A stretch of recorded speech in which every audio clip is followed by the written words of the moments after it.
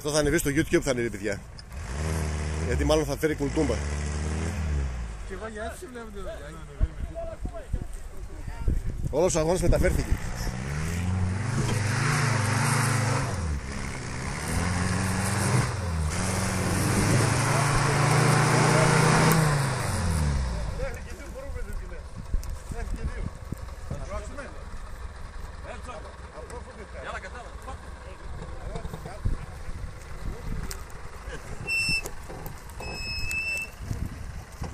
Ο αγώνας μεταφέρθηκε από τα μηχανάκια στα 4x4. Να δούμε λίγο θέαμα, τόσο είμαστε εδώ πέρα, δεν είδαμε τίποτα. Μόνο μαλακίες βλέπουμε μηχανάκια. Δεν ανεβαίνει από εκεί με τίποτα. Δεν ανεβαίνει από εκεί με τίποτα, δεν έχει φόρα. Είναι και ανταγωνιστής.